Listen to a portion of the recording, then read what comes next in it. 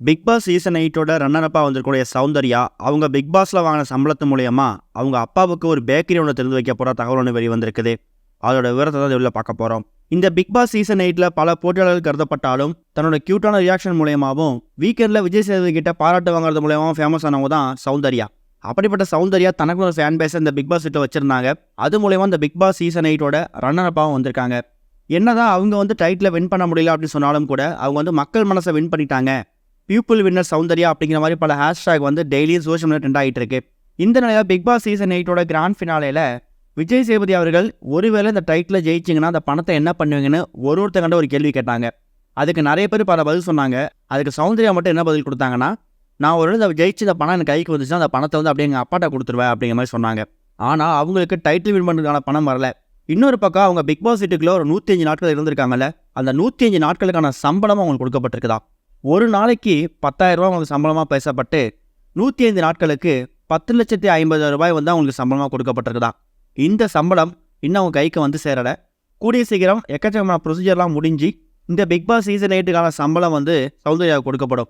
இந்த சம்பளத்தில் அவங்க அப்பாவுக்காக புதுசாக ஒரு பேக்கரியை ஒரு புது பிரான்ச் ஒன்று ஓப்பன் பண்ணுறதா திட்டம் போட்டு வச்சுருக்கதாகவும், ஏற்கனவே ஐஸ்வர்யா பேக்கரி அப்படிங்கிற பேரில் அரும்பாக்கத்தில் ஒரு பிரான்ச் இருக்குது. இது இல்லாமல் சிட்டியில் ஒரு மெயினான இடத்துல இல்லைன்னா ஒரு ஷாப்பிங் மாலில் அவங்க அப்பாவுக்கு ஒரு புதுசாக ஒரு பேக்கரி ஒன்று ஆரம்பித்து கொடுக்கணும் அப்படிங்கிறது இவங்களோட நீண்ட நாள் ஆசையாக. அந்த ஆசையை நிறைவேற்றுற விதமாக இப்போ பிக் பாஸில் ஜெயித்த பணத்தை தான் அப்பாவுக்கு கொடுப்பேன்னு சௌந்தர்யா சொன்னாங்கல்ல, அதே மாதிரி அவங்க அப்பாவுக்காக இந்த ஜெயித்த பணத்தில் ஒரு பேக்கரி ஒன்று ஆரம்பித்து கொடுக்கணும் அப்படிங்கிற மாதிரி அவங்க திட்டம் போட்டிருக்கதாகவும், கூடிய சீக்கிரம் அதுக்கான வேலை நடக்க போகிறதா தகவல் வந்திருக்குது. ஒருவேளை இந்த விஷயத்தை சௌந்தர்யா செஞ்சாங்கன்னா அவங்களுக்கு மக்கள்கிட்ட நல்ல பேர் இன்னும் அதிகமாகும் அப்படிங்கிற மாதிரி தான் இப்போ ஃபேட்ஸ் அவங்க கருத்தில் பதிவு பண்ண ஆரம்பிச்சிருக்காங்க. இது ஒரு பக்கம் இருக்க, இப்போ பாக்கியலட்சுமி சீரியலில் முக்கியமான கதாபாத்திரம் நடிச்சுக்கிற நடிகை ஒருத்தவங்க இப்போ சன் டிவிக்கு விஜய் டிவிலேருந்து வரப்போகிறாங்களாம். அந்த நடிகை வேறு யாரும் இல்லை, பாக்கியலட்சுமி சீரியல் கதாபாத்திரத்தில் ராதிகாவோட பொண்ணா மயூ கதாபாத்திரம் நடித்தவங்க தான் பேபி ஷெரின். இவங்க சின்ன குழந்தையாக இருக்கும்போதுலேருந்தே இந்த சீரியல் நடிச்சிட்டு இருக்காங்க. இப்போ ஓரளவுக்கு மெச்சூர்டாக பெரிய பொண்ணு நடிச்சிட்டு இருக்காங்க.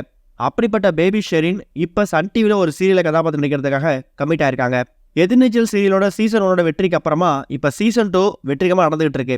இதில் இந்த அன்புக்கரசி அப்படிங்கிற சீரியல் கதாபாத்திரத்துக்கு பாக்கியலட்சுமி சீரியலில் மயூ கதாபாத்திரம் இருந்த ஷெரின் தான் இப்போ அன்புக்கரசி கேரக்டர் நடிக்க போகிறாங்களாம். அந்த கேரக்டரில் அவங்க நடிக்க ஆரம்பித்த அந்த காட்சிகள் இப்போ சீரியல் டெலிகாஸ்ட் ஆக ஆரம்பிச்சிருக்குது.